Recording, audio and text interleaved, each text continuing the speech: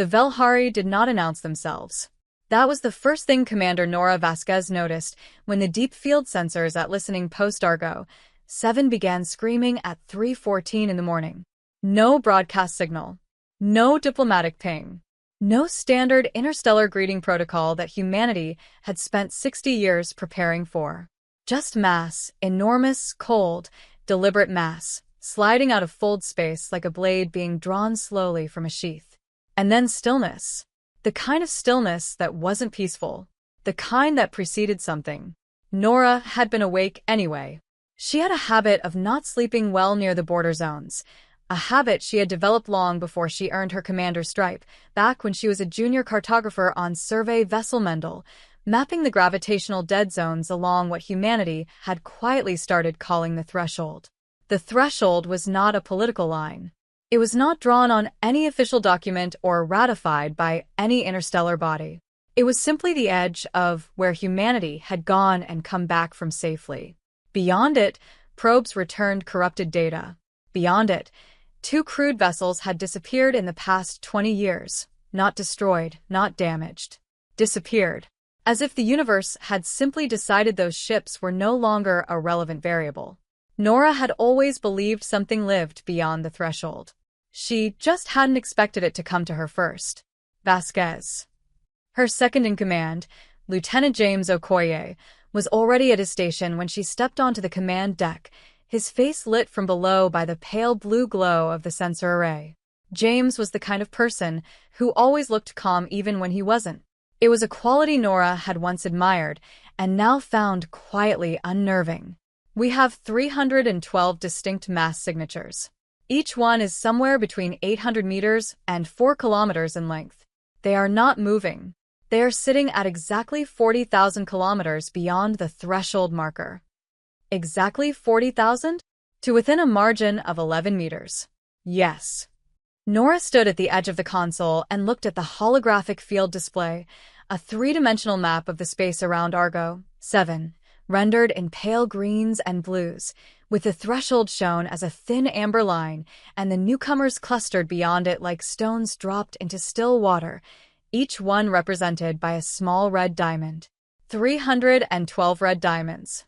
Arranged not in any military formation she recognized, but in a pattern that looked, and she was aware this was absurd, like a question. "Have we identified what they are?" she asked. "Not yet. The configuration of their hulls doesn't match anything in the Xen archive. Not Keth. Not Serani. Not the Pale Builders. These are something new." "Are they scanning us?" James hesitated. That hesitation meant yes. They have been here since the moment they arrived. Not aggressively. The scan frequencies are low intensity, more like observation than targeting. But they are thorough. They've passed active scan cycles over every structure on Argo 7 twice in the last 40 minutes. They know exactly what we are. Nora pulled up a chair at the central table and sat down, which she knew surprised him. He expected her to stand. Most commanders stood in moments like this. She sat because she needed to think, and she thought better when she was low to the ground. "Send the Tier 1 contact packet," she said. "Standard universal mathematics. Prime sequences, physical constants, and binary logic trees. Everything in the protocol." "Already sent it twice," James said. 12 minutes apart. No response. "Then send it again," Nora said. "And keep sending it." "And get me Dr. Yuan." Dr. Mei Yuan was Argo 7's resident xenolinguist and cultural systems analyst. She was also, technically, asleep. But when Nora called her quarters and told her what was on the sensor display, the line went quiet for exactly 3 seconds, and then Mei said, with the focused excitement of someone who had been waiting their entire career for one specific moment, "I'll be there in 4 minutes." She arrived in 3. Mei was small and precise in her movements and carried with her at all times a worn cloth notebook, actual paper, actual ink, in which she kept handwritten observations about pattern systems and signal architecture. She had long ago stopped apologizing for the notebook. She pulled it out the moment she arrived on deck and flipped to a blank page. "Show me the arrangement again," she said. James projected the formation. Mei stared at it. She tilted her head. She wrote something down, crossed it out, and wrote something else. The command deck was quiet enough that Nora could hear the scratch of her pen. "This isn't a fleet formation," May said finally. "Then what is it?" Nora asked. "It's a grammar," May said, looking up from her notebook. "They're not positioned for combat or for travel.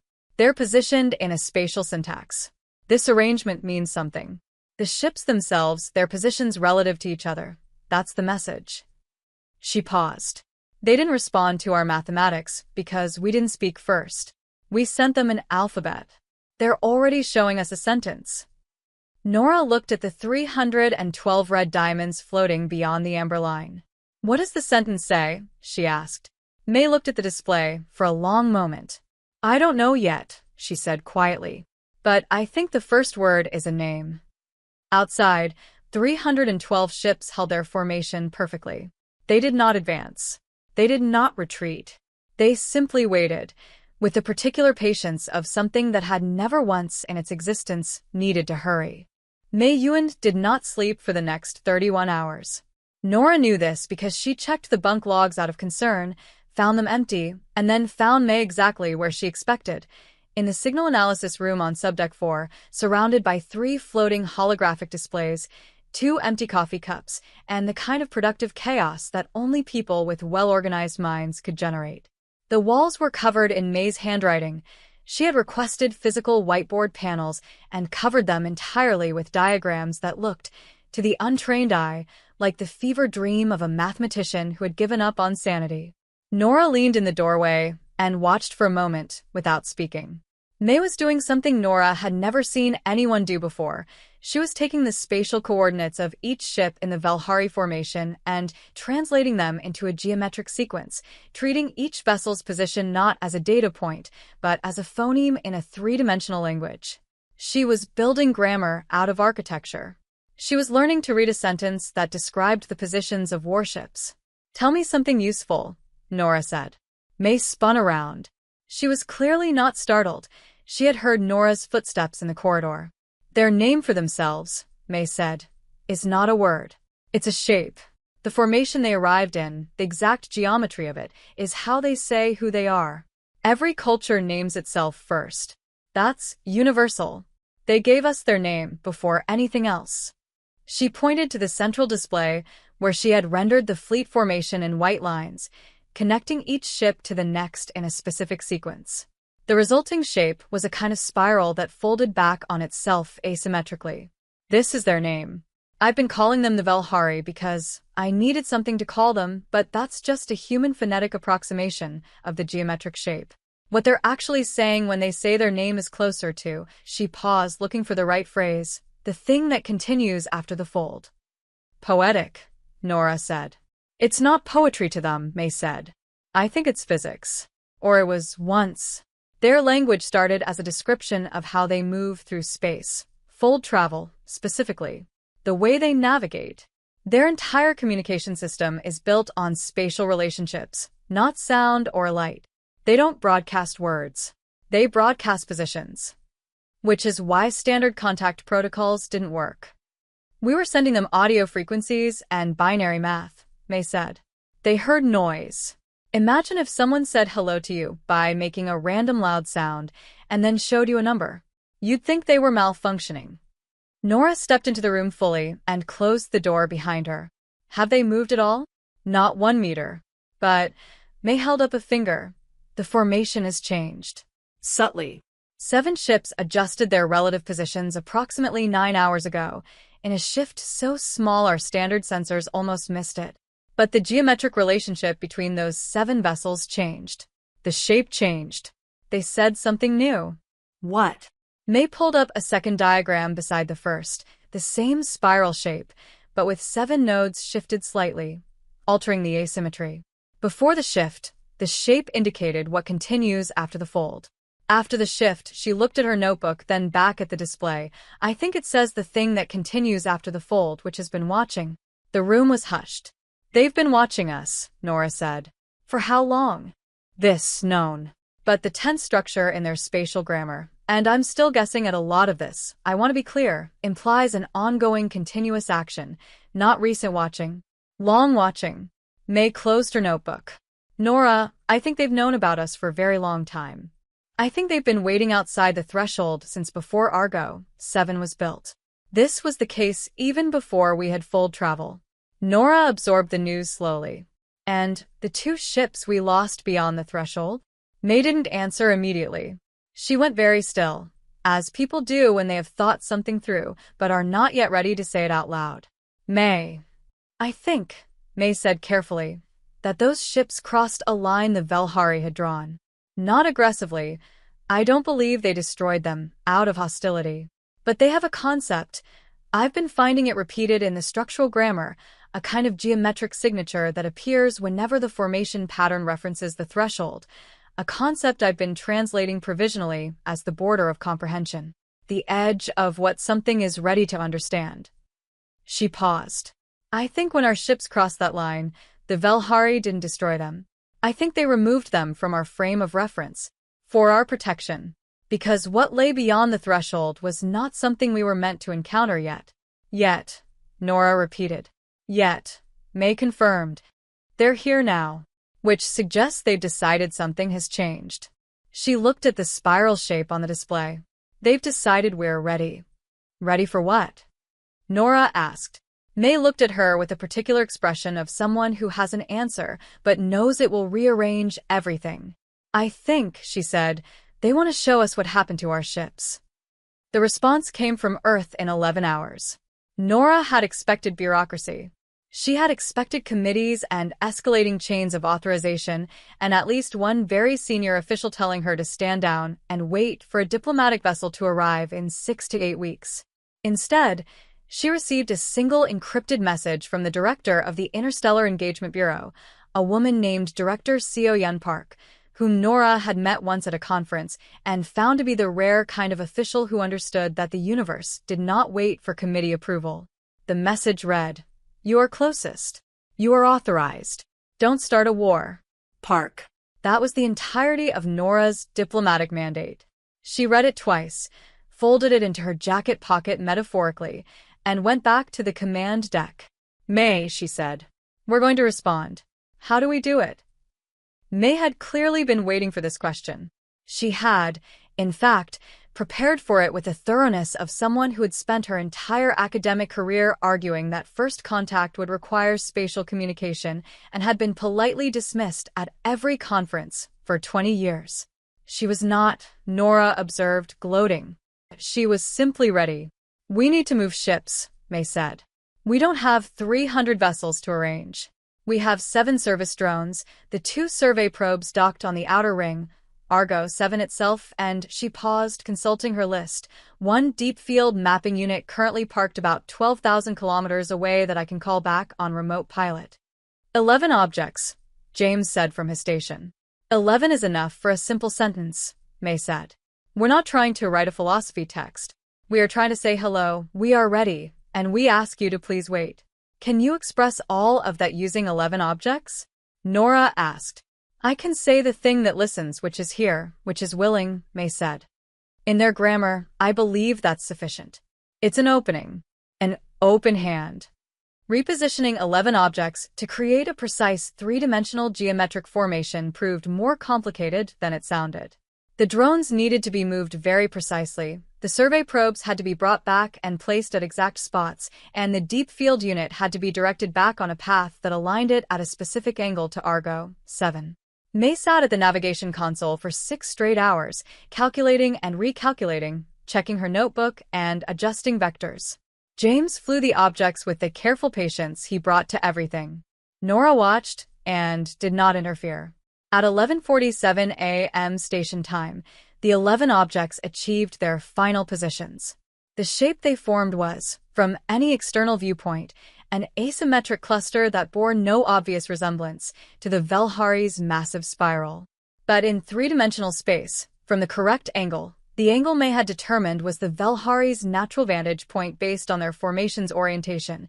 The 11 objects described a specific geometric relationship that echoed and answered the spiral's grammar. They waited. For 47 minutes, nothing happened. Then one of the Velhari ships moved. Just one. It drifted forward, slowly, with a kind of deliberate unhurriedness, and positioned itself at the threshold marker. Not across it. At it. The enormous vessel, nearly 2 kilometers long and black in the way that deep space is black, not the absence of color but the presence of something too dense for light to affect, hung at the amber line and seemed to pause there. Then it did something the sensors had never registered before. It changed shape. Not catastrophically, not the way a vessel breaks apart. But its outer hull, which had appeared solid and inert, began to shift. Sections rotated. Panels extended and withdrew. The entire surface of the ship rearranged itself over the course of approximately 8 minutes into a new configuration, and when it was done, the ship's own hull described a geometric shape that was a direct response to the formation May had built with her 11 objects. It had spoken back. May's hands were shaking slightly as she worked through the translation. "What is it saying?" Nora asked. May looked up. Her eyes were bright in a way that Nora associated with people on the edge of something enormous. "It says," May said slowly, checking each element of the shape against her notation, "the thing that continues after the fold acknowledges the thing that listens and confirms.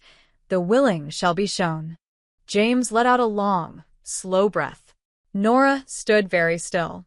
"Shown what?" she asked, as if in answer. And Nora would spend years afterward wondering whether it was an answer. The single Velhari ship at the threshold opened. Not a door. Not an airlock. The entire forward section of the vessel simply separated along previously invisible lines, like a flower opening at an accelerated rate, revealing that inside was not a weapon, vehicle, or threat. Inside, held in a field of pale amber light that precisely matched the color of the threshold marker, was a human ship. Survey Vessel Mendel. Nora's ship.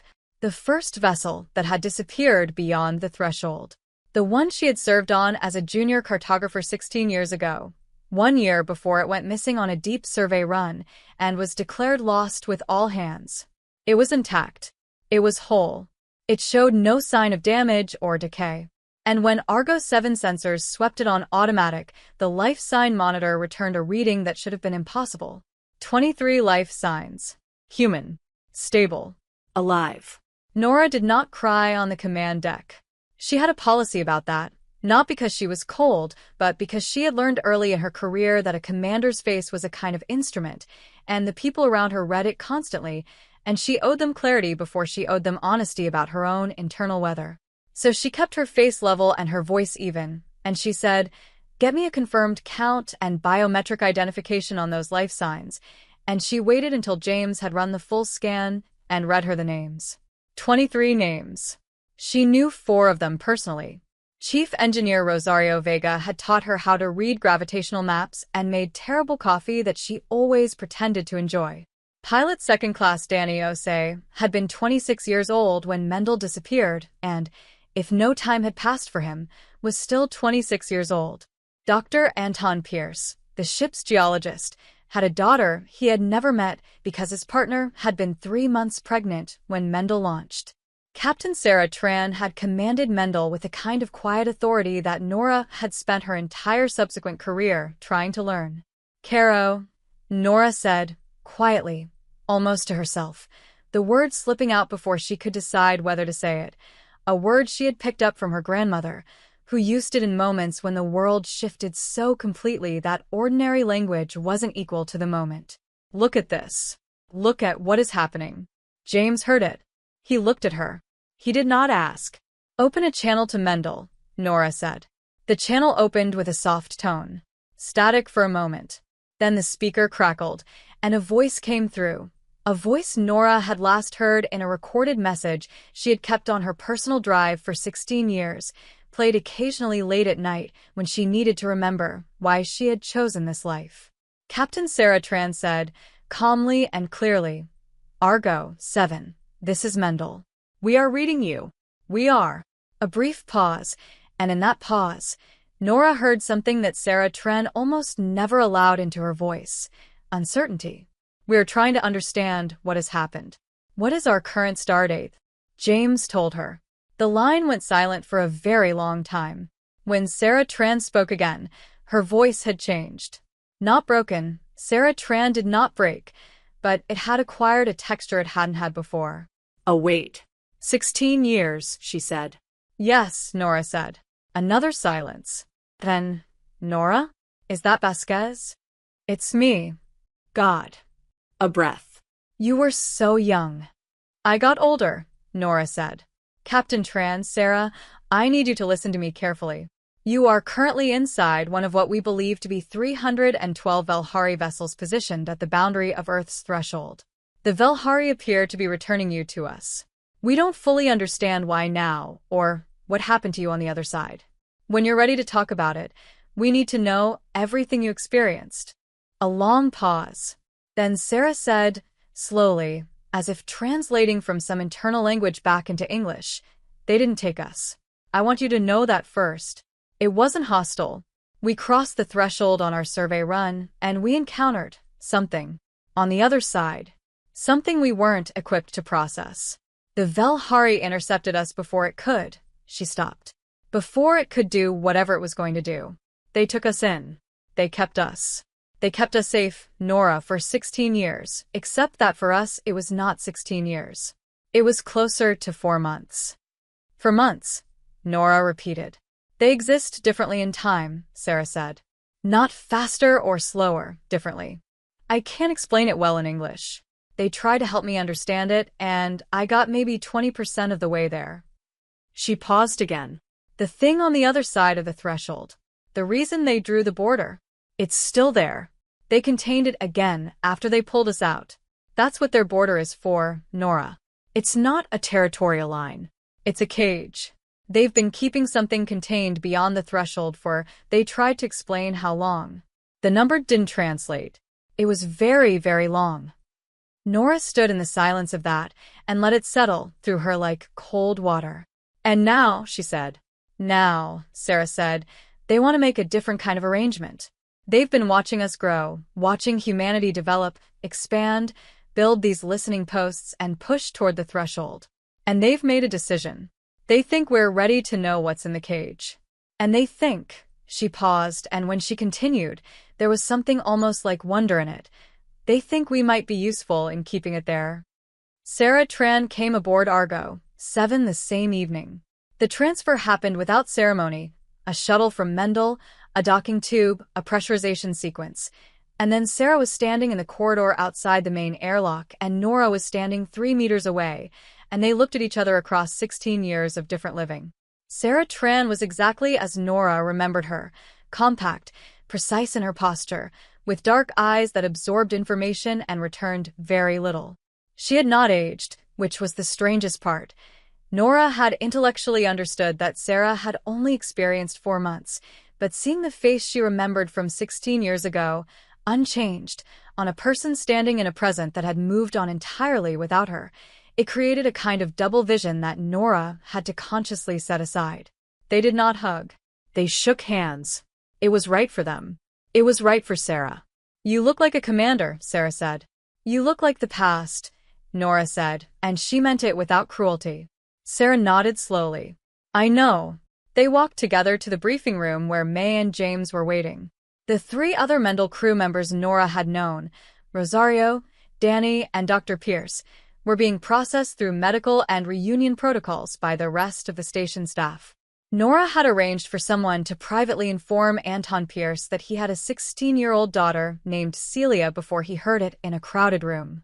She had thought about that detail specifically.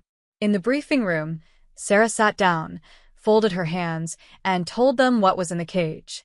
She called it, for lack of any better word, the dissolution, a term the Velhari had helped her approximate, though she was clear that their actual concept for it had no word at all, only a geometric signature that May immediately asked to see recorded.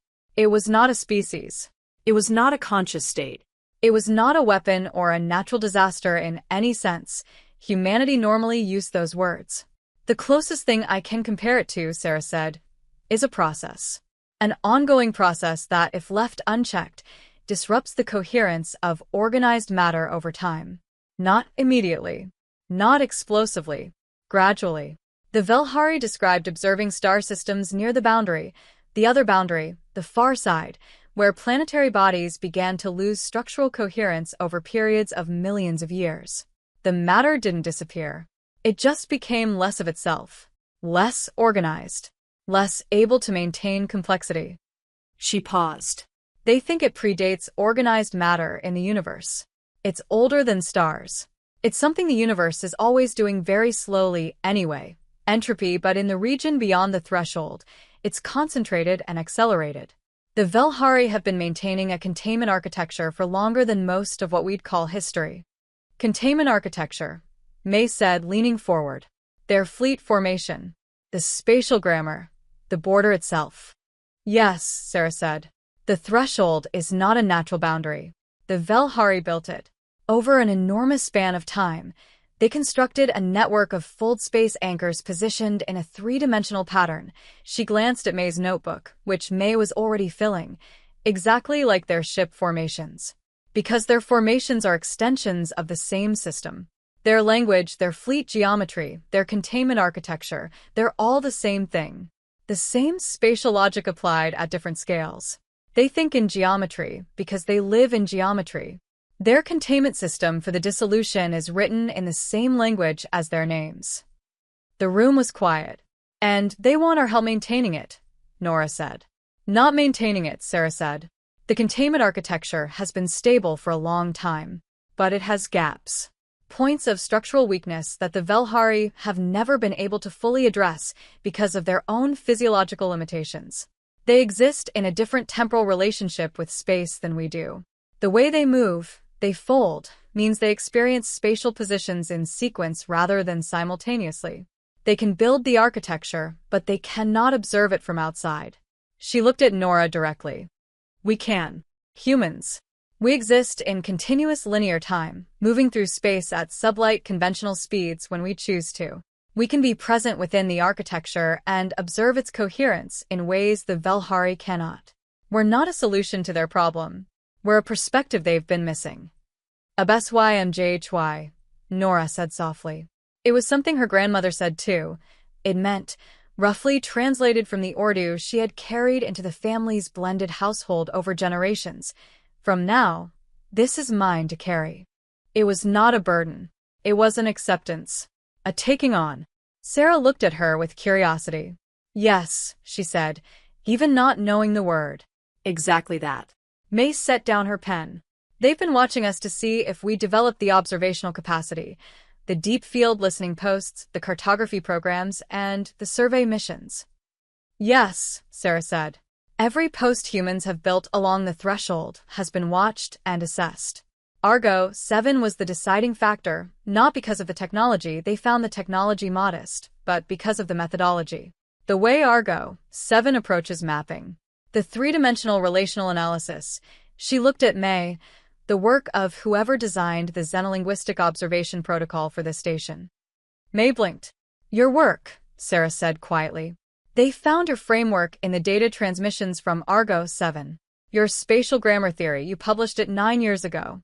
A theoretical paper that received, as I understand it, fairly limited academic attention.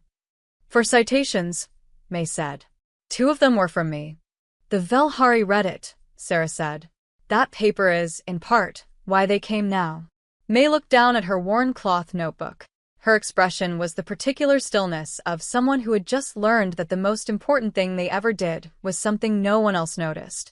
Caro, she said softly. Just that. The diplomatic process, such as it was, took place in space. There was no table. There was no room. There was no handshake or ceremonial exchange of flags or signing of documents.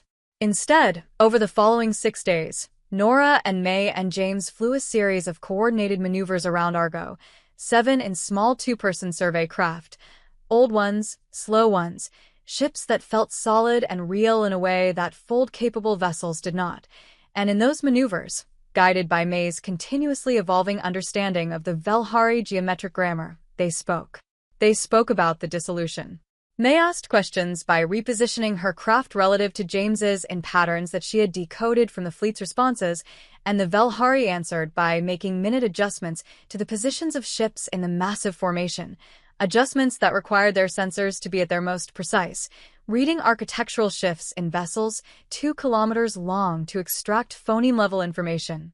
It was, Nora thought, the most complicated conversation in human history, and it was conducted entirely in silence, in the cold dark between stations, by 3 people in small ships and 300 beings in vast ones. They learned the shape of the cage. It was not what Nora had imagined. She had imagined it as a wall, a boundary, a hard edge. But the containment architecture the Velhari had built over their incomprehensible span of history was more like a web. Thousands of fold space anchors spread out over a huge area, each one working together with the others to create a stable field that kept the dissolution speed from going too fast. Below that threshold, the dissolution was everywhere. It was, in some sense, simply physics, simply the universe's slow tendency toward the simplest states, but above it, in concentrated form, it unmade complexity. Stars, planets, life. The web had weaknesses. Points where anchors had moved, where the vibrations had lessened over time, or where the shape had been changed by the effects of stars that the Velhari didn't foresee long ago when they set up those nodes. The Velhari could identify the weaknesses from within the architecture. But from within, they could not see the full pattern, could not see which repairs to prioritize, could not see how one weakness interacted with another across the vast volume of the web. They needed observers who stood outside the architecture and could see it whole. They needed human cartographers. They want us to map the web, Nora said on the 5th day, sitting in her survey craft 100 meters from Maze, both of them watching the formation shift through another slow, enormous statement. That's what the survey posts are for. They want us to extend our mapping programs, expand the cartographic methodology to cover the anchor network, and report the structural coherence data back to them. Not just a map, May said over the comm interpret. They need the relational analysis. They need someone to look at the whole web and say, here, this cluster of weaknesses is interacting, and if you fix this one node, it will relieve stress on 6 others. The kind of systems analysis that she paused. That I literally wrote a theoretical paper about 9 years ago that 4 people read. You keep coming back to that. I keep coming back to that, May confirmed, because it means I was right. I was working on the correct problem, but I did not know what it was. I was writing a solution, and I didn't know what it was a solution to. A pause. That's the part that will take me a while to sit with. On the 6th day, the Velhari made a new formation shift, the largest one yet, involving nearly 60 vessels adjusting their positions over a period of several hours in a slow, deliberate rearrangement that produced a geometric statement of such complexity that May spent 4 hours decoding it in pieces. When she had the full translation, she called Nora and James to the signal room and read it aloud. The thing that continues after the fold offers to the thing that listens a covenant without hierarchy. We do not ask for service. We ask for partnership between those who fold through time and those who walk through it. The cage requires both. The dissolution does not distinguish between the folding and the walking. It unmakes both. We have maintained the architecture alone for too long. We are slower than the decay. With observers, we are not. The willing shall not be servants. The willing shall be wardens. The cage does not belong to the foldwalkers. The cage belongs to what lives inside the cage, which is to say, it belongs to the universe. We are only the ones who notice first. The room was silent for a very long time. Then James, who had been quiet through most of the 6 days, said, "They're lonely." Nora looked at him. "That's what it is," he said, without any particular drama in it. "They've been doing this alone for so long that they've almost stopped believing anyone else would ever be capable of sharing it. And then we showed up and built listening posts on the edge of their cage, and one of us wrote a paper about spatial grammar that describes their own language, and they thought, finally someone who might understand what this is." He paused. "We're not an asset to them. We're a company." May was quiet. Then she said very softly, HFY. Nora spent the 7th night in her quarters writing a report. Not the official report. That would come later, drafted by committee and processed through 17 layers of diplomatic and scientific review before reaching Director Park's desk. This was a different kind of writing. A letter to herself, or perhaps to whoever she would be 5 years from now, when the decisions she was making tonight had settled into their full consequences. She wrote, "We have been given a choice that is not really a choice.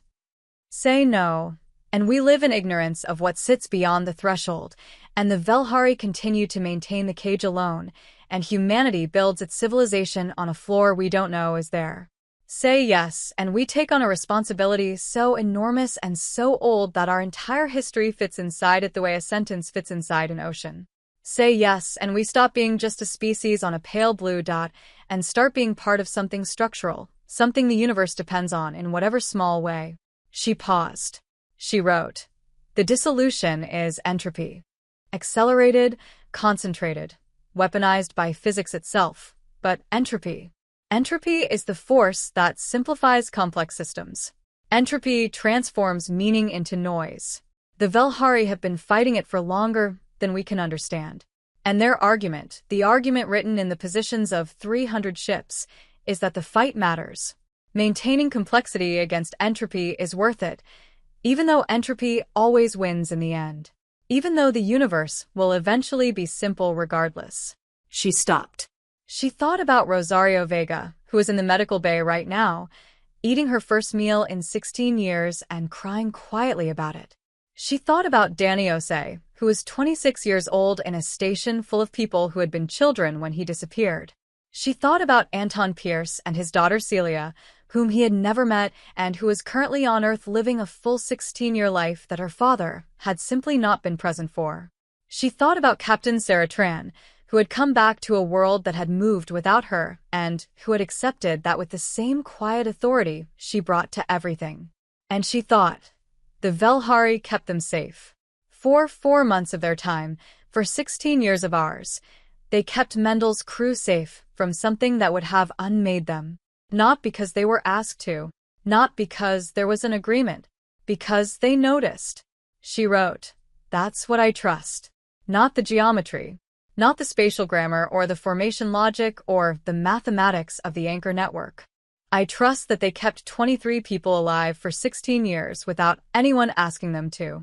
I trust that they waited at the threshold for 6 days without once crossing it until we opened the conversation.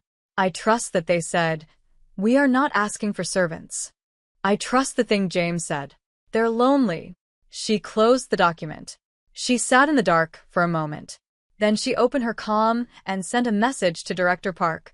"I recommend acceptance. Full details to follow. We have been invited to become wardens of a cage we didn't know existed, guarding the universe against a process older than stars, in partnership with beings who have been doing it alone for longer than we have existed. I know how that sounds. I am recommending it anyway. Vasquez." She went to sleep, and for the first time since before she could remember, she slept without difficulty near the border zone. The second ship, the Velhari, returned but was not Mendel. It was the Pharaoh, a deep survey vessel that had disappeared 11 years after Mendel, 5 years ago by Argo 7's reckoning. Nora had not served on the Pharaoh. She had no personal connection to its crew. But when the massive spiral formation made its slow adjustment and a second Velhari vessel glided to the threshold and opened itself to reveal an intact human ship held in amber light, she felt the weight of it as if she had 17 people on Pharaoh. For them, even less time had passed than for Mendel's crew, approximately 6 weeks. They came aboard Argo, 7 bewildered and disoriented, trying to make sense of 5 missing years with none of the 16 years of compounding loss that Mendel's crew had to absorb. Among the Pharaoh crew was a woman named Dr. Priya Anand, who had been the vessel's astrophysicist. She was 41 years old in her own body's memory, and she had a precision about her that reminded Nora uncomfortably of May.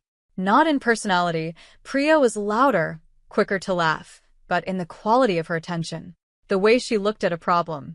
Within 12 hours of arriving on Argo 7, Dr. Anand had reviewed all of May's notes on the Velhari spatial grammar and had an observation. She delivered it to Nora and May in the briefing room with the directness of someone who did not see any point in softening her words. "The grammar has a second layer." May looked at her. "I've been working on this for 6 days," May said carefully. "I know," Priya said. "You've done extraordinary work.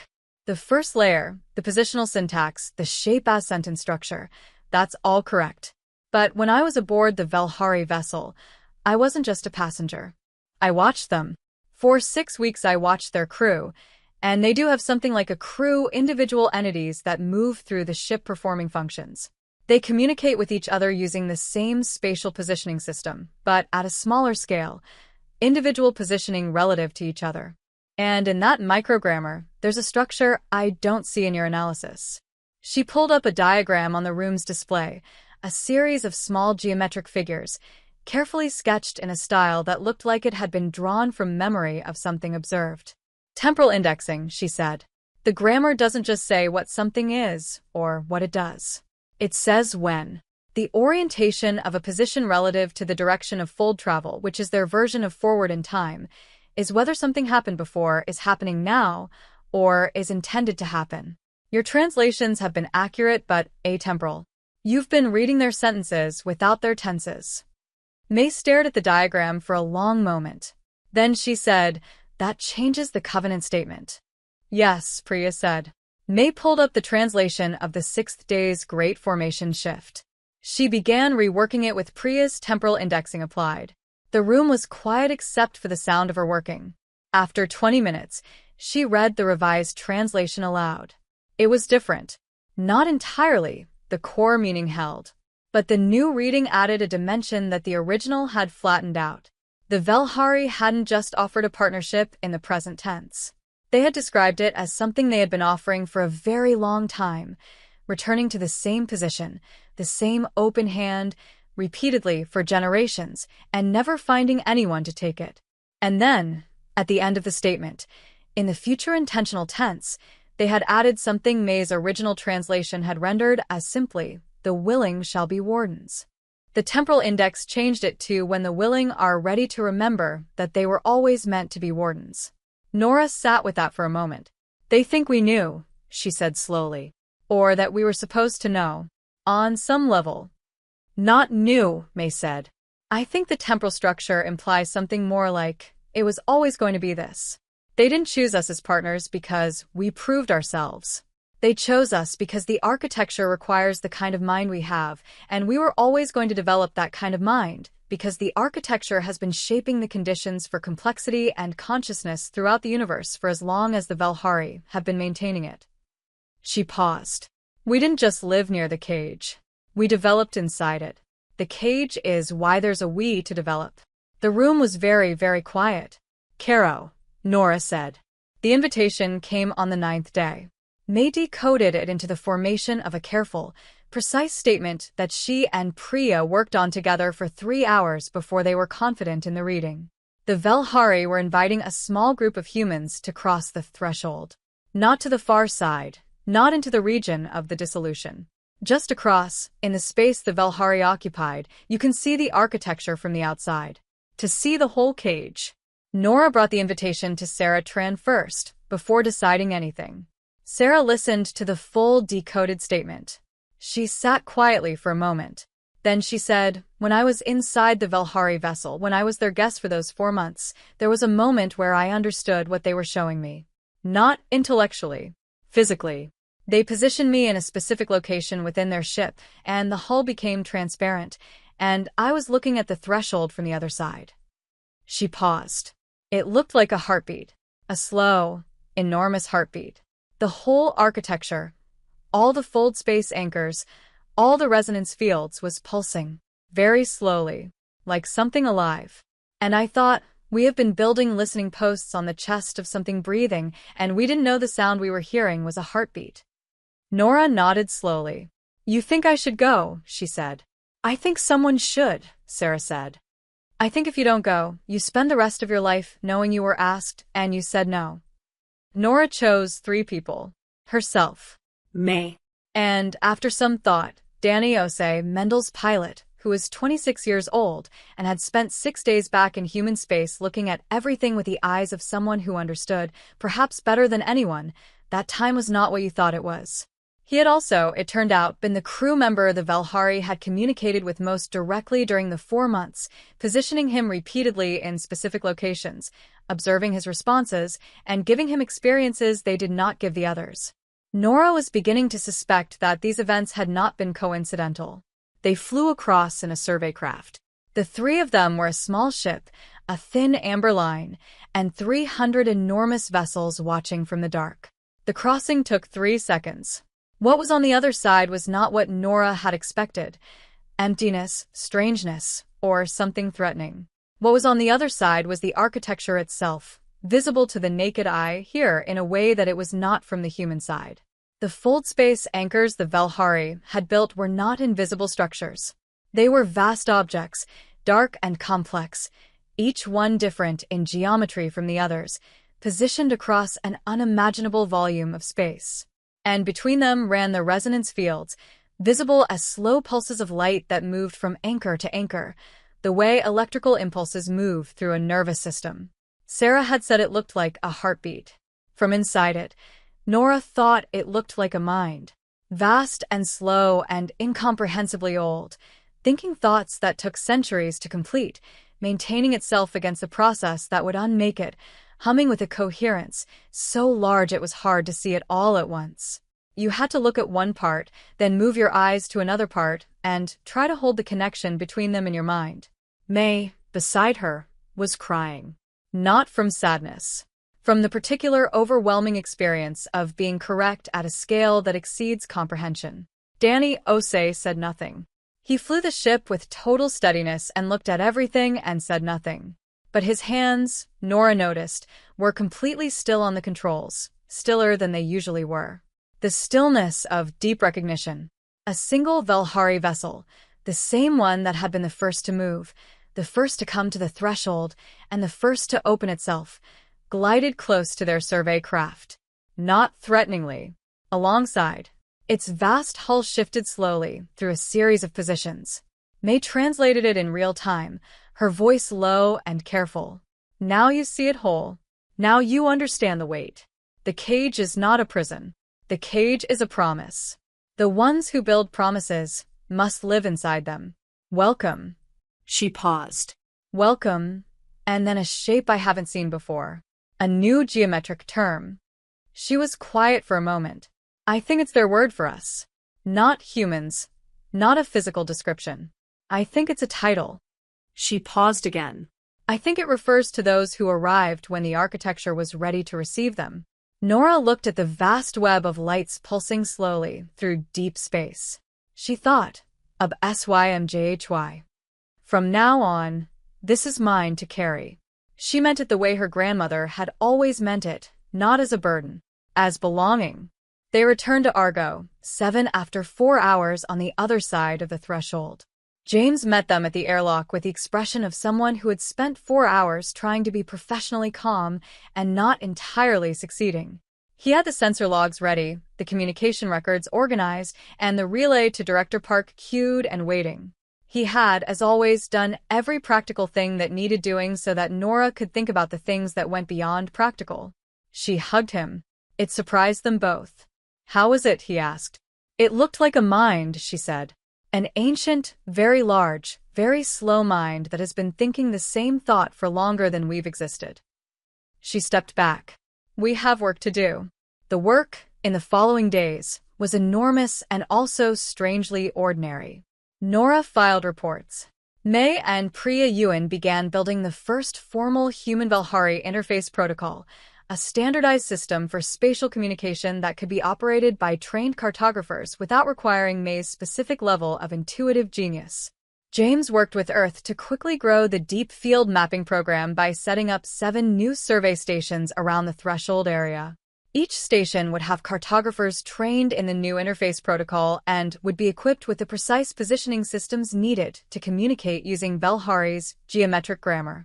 Director Park responded to Nora's recommendation with a single line. I knew it would be you, Park. Sarah Tran was offered a return to Earth and politely declined.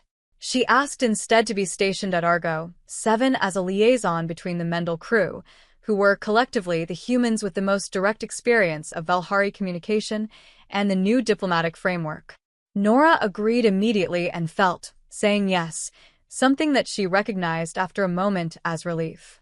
She had not realized how much she had missed Sarah Tran's presence until it was suddenly available again. Anton Pierce requested leave to go to Earth and meet his daughter. It was granted without question. Danny Osei asked to stay. Nora found him on the observation deck on the fourth night after their return, sitting in front of the viewport that faced the threshold. The amber line was still there. Beyond it, the formation still held. 312 ships, patient, enormous, and precise. "You knew something when we were out there," Nora said. "I saw it in how still you were." Danny was quiet for a moment. Then he said, "When I was on their ship, the 4 months, they communicated with me differently than with the others. Not with the ship's hull geometry. Smaller. Closer. They would position themselves near me, their bodies, their physical forms, and the relationship between them created meaning. It took me a while to understand it. But eventually," he paused. "Eventually I realized they were asking me questions. Specific questions. About how we experience time. About what it feels like to move through space continuously rather than folding. About linear memory." He was quiet again. "I think they were studying me the way May was studying them. Both directions. And when we were out there in the architecture, I understood something they had been trying to ask me the whole time." He paused. "They wanted to know if we were afraid of it. The slowness. The scale. The way the architecture operates in time. Centuries-long thoughts. Millennium-long conversations. They wanted to know if beings like us, who live so briefly, who experience time so acutely, could endure being part of something that moves so slowly." "What did you tell them?" Nora asked. "I didn't have to," Danny said. "When I saw the architecture and didn't flinch, that was the answer." He looked at the viewport. "They weren't asking if we were capable. They already knew we were capable. They were asking if we were willing to accept that most of the work would happen after we were dead. That we would lay groundwork that our children's children's children would continue. That being a warden of the cage means accepting that your individual life is a tiny part of a very long project." Nora stood beside him and looked at the amber line. "Of SYMJHY, she said. Danny looked at her. "What does that mean?" "From now on, this is mine to carry," she said. "And then you pass it on. And it keeps being carried." He nodded slowly. "Yes," he said. "That's exactly what they were asking." 6 months later, the first of the new survey stations came online. It was called Threshold Anchor 1, a name that was both practical and, Nora felt, appropriate. Its crew of 12 included 4 cartographers trained in the Spatial Grammar Interface Protocol, 2 deep field analysts, a structural coherence specialist that May had personally supervised through her new training curriculum, and a xenolinguist named Dr. Rafael Lima, who had read May's original paper all those years ago and been one of the 2 external citations. When May heard that, she laughed for a long time. The Velhari responded to the activation of Threshold Anchor 1 with a formation shift that May translated as the architecture receives a new voice. It was, by the standards of their communication, an extraordinarily brief statement. It was also, by those same standards, the equivalent of a standing ovation. The mapping began. What the cartographers found, working in concert with the Velhari formation's responses to their positional queries, was what Nora had expected intellectually, but not emotionally. The cage was enormous. Not just spatially enormous, though it was spanning a volume of space that made the entire range of human exploration look like a single room in a huge house, but temporally enormous. The architecture had been built across such a span of time that some of the earlier anchors showed physical characteristics of materials that no longer existed in the universe in their original form, transformed by stellar events, adapted by the Velhari over generations, carrying within them the evidence of every era of their civilization's history. The Velhari were not just the builders of the cage.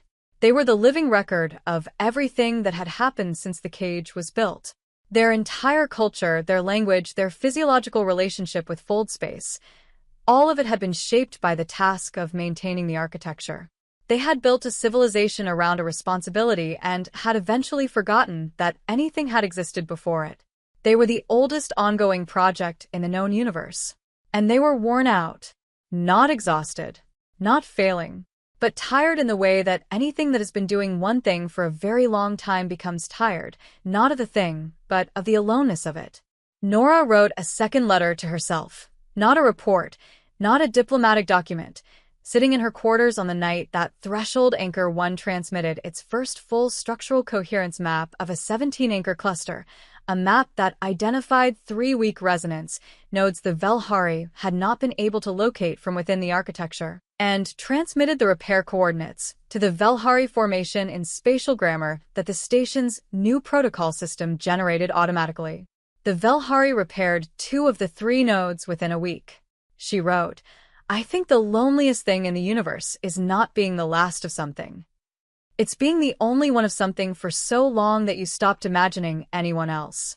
And then someone arrives and says, 'We see what you're doing.' And the loneliness doesn't disappear, but it changes. It becomes something you're carrying with someone else now."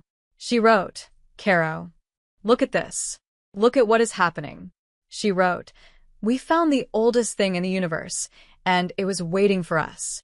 A year after the Velhari arrived at the threshold, they made a final formation shift. It was not announced differently from any other shift.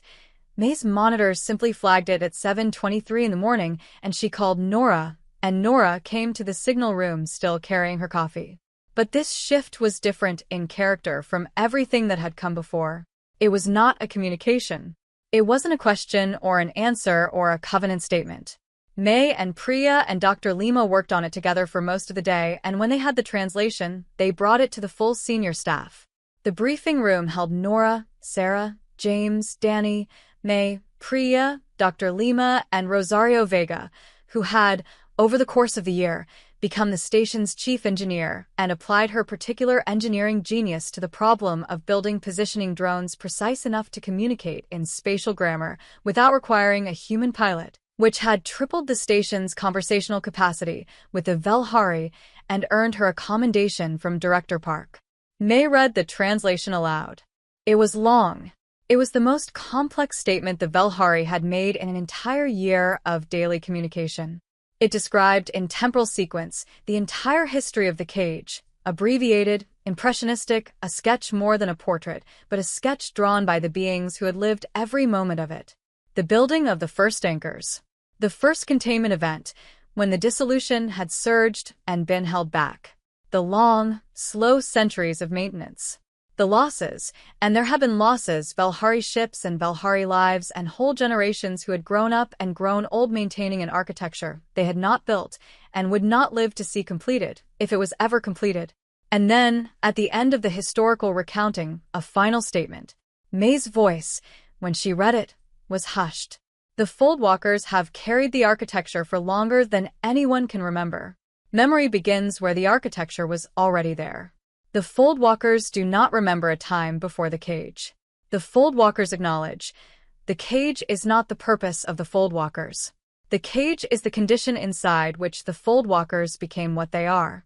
The Foldwalkers exist because the cage remained intact. The walking through time once exists because the cage held. Every consciousness this universe has made exists because the cage held. She paused. The Foldwalkers offer the walking through time ones, not the cage. The cage cannot be offered. It belongs to itself, to all, to the holding. The Foldwalkers offer this, the knowledge that you are never alone in the universe. Something very old was always here. The architecture that supported your existence was not a wall. It was a gift. The Foldwalkers could not say so until the walking through time ones were ready to hear it. They are ready. The room was completely still. May set down her notebook. "That's," she started. She stopped. She tried again. "That's not a diplomatic statement. That's not a request, offer, or covenant. That's an," she paused, looking for the word. "That's an embrace." Nobody spoke for a very long time. Then Rosario Vega, who had survived 16 years compressed into 4 months and come back to a world that had moved without her and found her footing in it with the practicality of someone who knew that grief and work were not opposites, Rosario Vega said quietly, "We should write back." "What do we say?" James asked. Everyone looked at Nora. Nora thought about her grandmother. She thought about a word carried forward through generations, through migrations, through the long human project of living on. The word that meant look at this, that meant this is mine to carry, that meant the universe was always bigger and older and stranger than you thought, and that did not stop you from belonging to it. She thought about 23 people kept alive for 16 years by beings who owed them nothing. She thought about a paper that 4 people read, and an alien civilization that read it, and decided the time had come. She thought about a cage built to protect everything that lived inside it, and the builders who had never called it a cage until they found someone who could share the word. She said, "We say thank you. And we say we know what it is to carry something across time without knowing if it will be received. And we say..." She paused. She thought of the right shape for it. "We say, HFY. From now on, this is ours to carry together." May looked at her. She picked up her pen. She turned to a new page in her worn cloth notebook, the one with the paper and the ink and all the shapes of an alien language pressed into it across 100 filled pages. She wrote it down. Outside, 312 ships began the slowest, most precise formation shift they had yet made, a movement so gradual and so exact that it would take 3 full days to complete, and when it was done, the shape it described in 3-dimensional space would be the largest and most complex geometric statement the Velhari had ever produced. May and Priya and Dr. Lima would spend 2 weeks translating it fully. But even in its first few hours of motion, before the shape was complete, before the translation was possible, the change in the formation's character was immediately perceptible to everyone on Argo, 7 who watched the sensor displays that day. It no longer looked like a question. It looked like the beginning of a very long answer. And